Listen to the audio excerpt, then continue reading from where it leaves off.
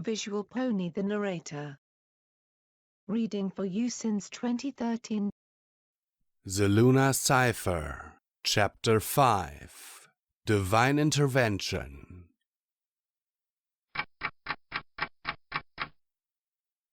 Ooh, lucky timing, Luna! Chirped Pinkie Pie. Twilight wants to ask if you... Pinkie Pie floated up off the balcony, held and effectively gagged by Luna's magic. Oh, I doubt that luck had much to do with it, Luna said to her as she pushed her out across the railing and over empty space. Thank you, Pinkie Pie. Then Luna released her and she plummeted like a stone. I leapt to the railing, intending to dive after her, but Luna grabbed me with her magic and pointed with a hoof. Watch, was all she said. I struggled until I saw the long, heavy banner hanging from the tower lift in a sudden gust of wind and curl up under Pinkie like a tongue. She plopped down into the fabric like it was a slide, and the second gust caught it just as she was about to slip off the bottom end. It flipped her up and across to a big tent that had been set up to serve food and cider, dropping her onto the broad awning in front. She bounced out with a joyfully shouted, Whee! And fell into a huge mass of balloons next to a hot chocolate stall which popped in rapid succession, slowing her fall until her hoofs gently touched down on the grass. I just stared, open-mouthed for a while. When my brain got traction again, I turned to Luna, but before I could speak, she answered my question. Wild magic. I have suspected such for a while, but now I'm certain. She is a very special pony. Well, I could have told you that. What would you have done if you were wrong? Caught her and apologized, most likely. Luna shrugged. But I was not wrong, and I'm certain that it is thanks to her magic that I arrived here in time to hear what I heard. Had her bright color upon your balcony not caught my eye, I would have passed by, found you much later, delivered my message, and gone home. A dozen questions fought for precedence in my head, quite a lot of them concerning this wild magic, but the most important one won out. What did you hear? Do I truly occupy a large portion of your thoughts, Twilight? Oh, stars, I'm sorry. You must think I'm... I do not wish to guess. Please tell me of what sort and character are these thoughts? I'm sure that some pony could have fried eggs on my face at that moment. I dropped my head, letting my mane fall across my face to hide my shame, and I fell back on what I knew best. Luna, I value your friendship more than anything else, and I wouldn't want to lose it for any reason. If I have... No, Twilight Sparkle, she said, lifting my chin with her magic. You cannot lose my friendship. No matter what, that at least is safe. If your thoughts of me are of low regard, then the fault must be mine. If they are otherwise, I would hear you speak them. Somehow I found the courage to speak. I'm... Luna! I had been so focused on Luna that I hadn't even noticed when a huge white alicorn came swooping down from the sky to hover just a few lengths away. Luna jumped like a foal caught with her hoof in the cookie jar. Sister, You gave me your promise, Luna. Your word of honor. Does that mean nothing to you? Luna looked away from her furious sister and didn't speak. I looked back and forth between the two of them, desperately trying to figure out what was going on.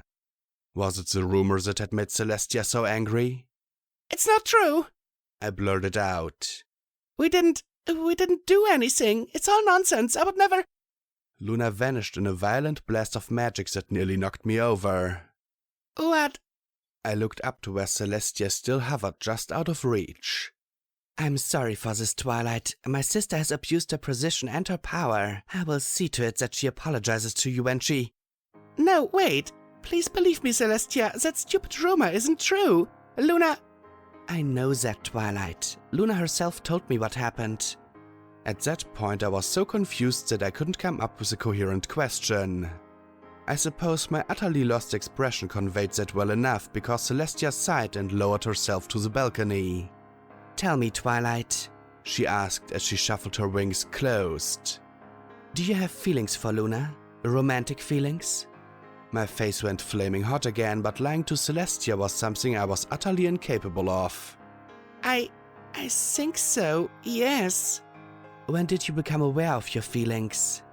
I started to answer and then stopped to think. A simple reply wouldn't do. I have thought very highly of her for a long time, I said, thinking it out as I spoke.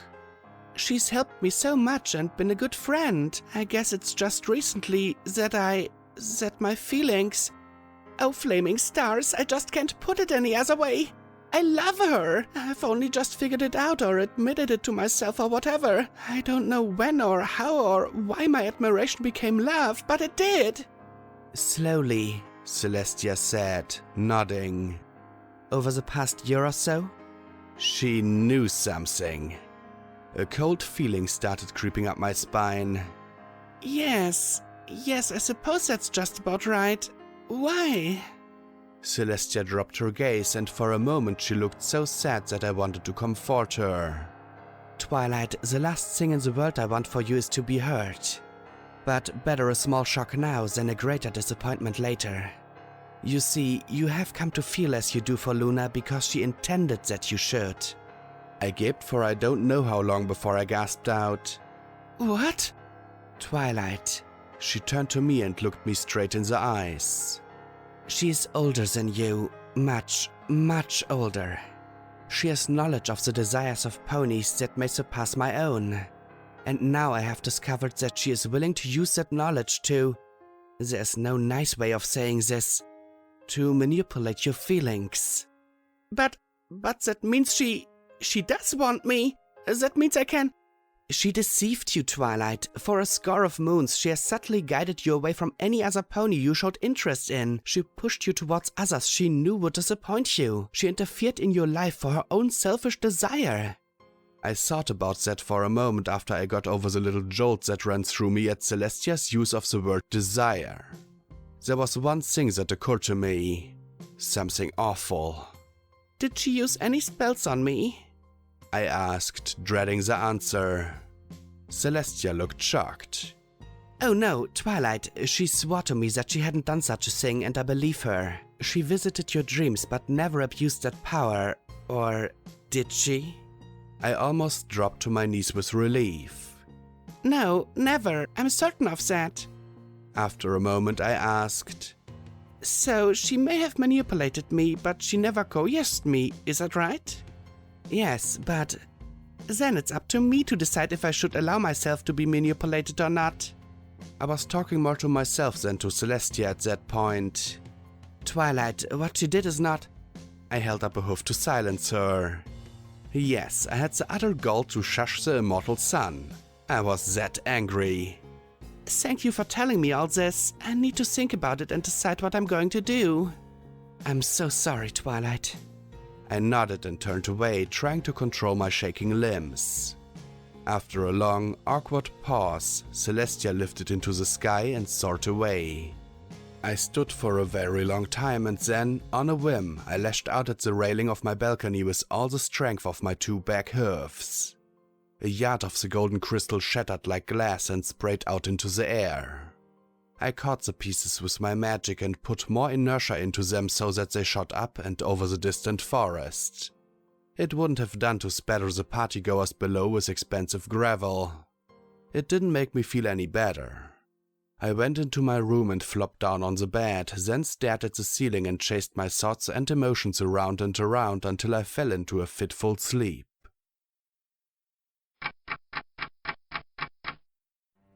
You may not believe this, Twilight Sparkle, but I am sorry about how that turned out.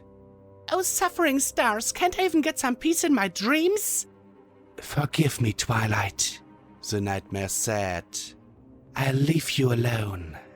Hey, wait, why are you being so nice? You're evil. You should act like it. Sneer or rub your hoofs together and cackle or something. The corner of her mouth twitched slightly upward. Yes, I have my own goals and desires, Twilight Sparkle, just like any other pony. True, I am ruthless in satisfying them, and I hold little respect and absolutely no mercy for those who oppose me. But is that evil, or is that merely strength of will? That was an easy one. It's evil. She actually chuckled at that. What is the most important to you then? Mutual respect? Compromise? Fair play?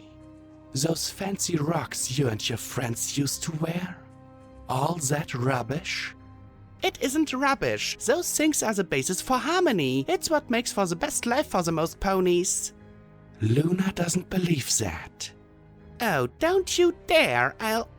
No, Twilight Sparkle, you mistake me. I admire Luna. She is powerful and willful, yet she truly cares for all the ponies of Equestria.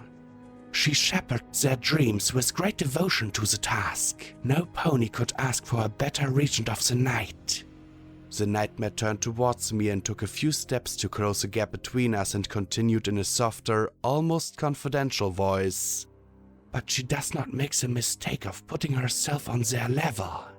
She knows she is superior to them all and she makes no attempt at false modesty.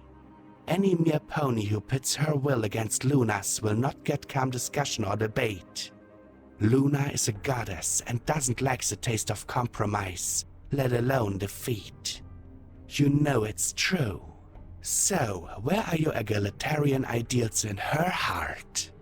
Maybe what she said was true, but it was a twisted version of the truth. I had no idea why the nightmare was making a point to tell me that, but it certainly wasn't just innocent conversation. She was up to something. I didn't like being manipulated by a pony I was in love with, or was pretty sure I was in love with anyway, much less a malevolent spirit of darkness. Buzz off, Queen Meanie, or I'll find out how well dark magic works in the dream realm. She laughed again. As you wish, your majesty of friendship. But we will talk again soon. She began to fade away and her voice softened so that I had to strain to hear her last words. After all, Luna will no longer patrol your dreams to keep me away. I jerked upright in bed. I'd been woken from bad dreams by fear and even sadness a few times, but never before by blazing anger. My life had been so simple only a week before. Now I had to deal with monstrous invaders, a romantically scheming princess, another princess who was meddling in my life with only my best interests at heart, a conniving dark spirit intent on who knows what, and worst of all, my own indecisive emotions. I vented my frustration in a completely unrestrained scream of outrage.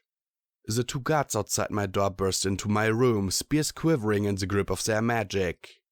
One rushed to my side, while the other quickly scanned the room and balcony for any threat to my royal self. I'm sorry, I sighed. A bad dream, no need to… Wait, what time is it? The guards glanced at each other, only relaxing slightly before one of them answered. Just before midnight, Your Highness. I nodded thoughtfully. I had problems. Multiple problems.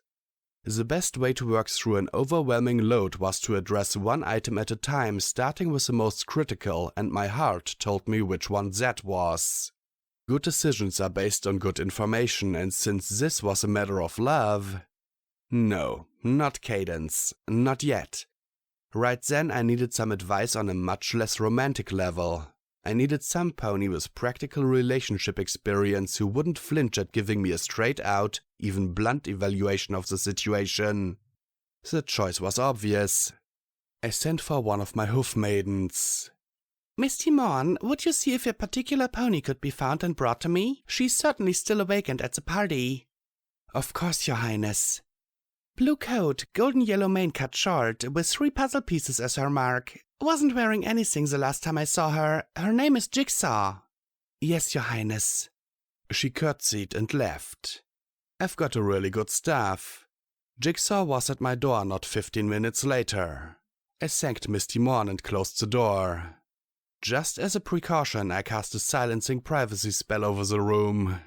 Jigsaw wore an absolutely obscene smile as she sashayed into the room, rocking her hips much more than was absolutely necessary.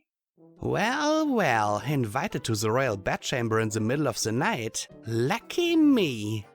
Have a seat, I said. Over there, I added when she approached the bed. She quickly caught my mood. Okay, Twi, no kidding around. What's up? You seemed kind of upset earlier. And I haven't got much better since then, I told her. Okay, what can I do to help? Let me explain. No, wait. A sudden thought had struck me. Jigsaw had kept her athletic figure even after becoming one of the faculty at the college. I seem to recall her telling me that she coached the track and field team part-time. She had an admirably sleek and strong physique, but one that was still nicely rounded in all the places a female ought to be. A body like that certainly should appeal to any pony interested in mares. Vamp me. Huh? The look on Jigsaw's face was priceless. It almost cheered me up. You know, do whatever it is that you do when you want to get Russia all hot and bothered. Put some moves on me. Twy, look, I kid around and flirt a lot, but Sassy and I are exclusive. You know what I mean? I really don't want any other mare, and I think she'd react badly if I... No. This is an experiment. I just want to, observe your technique. She shook her head. Okay, Twy, but you had your chance and you turned me down. No takebacks, okay? Yep, this is for science, really. She shrugged, then lowered her head and looked at me out of the corner of half-lidded eyes. A slow grin formed on her face as she took step after deliberate step, stretching her body in a very feline way as she crossed in front of me. Her hips and rump moved with an amazing, fluid grace. Her tail slowly swept down one haunch as she came closer, stroking and emphasizing its firm curves. It's late twilight. Her voice came out low and sultry. Shouldn't we be in bed?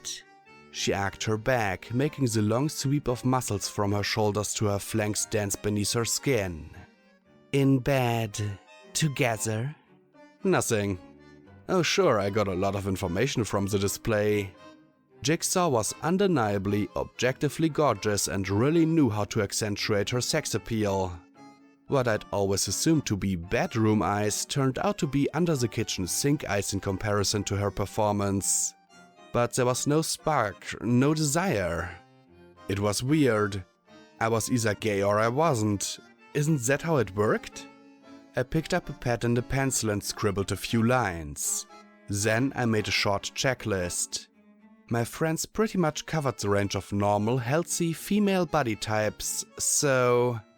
Rainbow Dash, athletic, lean and defined, admirable but... no. Applejack, powerful, muscles on top of her muscles. Stronger than most stallions I know. Nope. Fluttershy, delicate, thin and wife-like, classic model type. Nada. Twy? I waved the pencil at her. Hang on a second, almost done. Rarity, statuesque, perfect proportions and a trim, tight figure, always perfectly groomed. No spark. Pinkie Pie, lashes, a symphony of soft curves and an I'll do anything for fun attitude. No, I just wasn't physically attracted to any of them. Then there was Luna. I didn't even get past writing down her name before I felt myself flush. When I pictured her, my immediate thought was how much I wanted to touch her and how much I wanted her to touch me. How much I wanted her to touch me everywhere. Oh stars, did I have a princess fetish or something? You okay, Twilight? Yes, I'm fine. Or maybe not. I'm not sure. I might need to do some research into aberrant behavior. Okay, I've had lots of different reactions to my little come hither act, but this one is unique. I must be losing my touch. Oh, no, really, you are very sexy. It's me. I'm just not... Well, okay, I guess I am a little, but no, I don't think it works that way. Thanks a heap for clearing that up, Twy. It's complicated. So explain it to me. She walked over and plopped herself down at the foot of the bed. Slowly and in short words. Athletic scholarship, remember? I snorted. Sure, Dr. Jigsaw. But this has to be completely confidential, okay? If it's about you and Luna, I gotta tell you, the cat's already out of the bag and halfway to the Crystal Empire. Every pony knows. Yeah. I tried to keep from sounding sour and failed.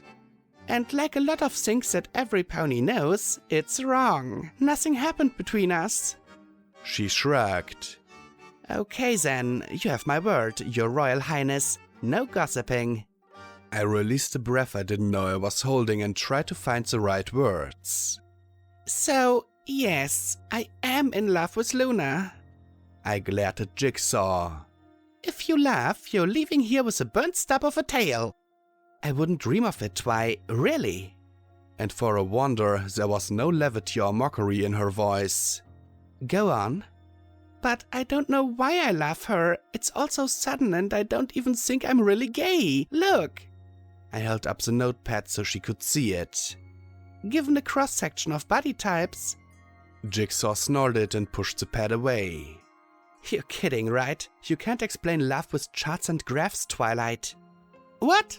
Jigsaw, you can explain anything with charts and graphs. If a recorded pheromone output, serotonin levels, magical resonance compatibility, and... Okay. Maybe you can explain the arcanobiological aspects of love, but that's not what matters. What matters is that you love her. That's it. That's all you need to know. Who cares why you like coffee instead of tea? Drink what you like.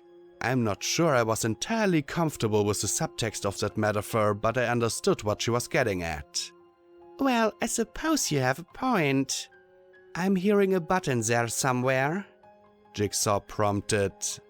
I sighed. Yeah, there's another problem. I've just learned that... I hated to say it, but I forced it out.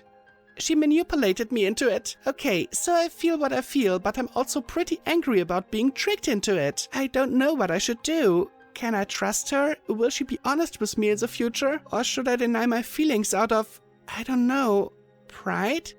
And Celestia is livid about the whole thing. I don't think I've seen her so angry since...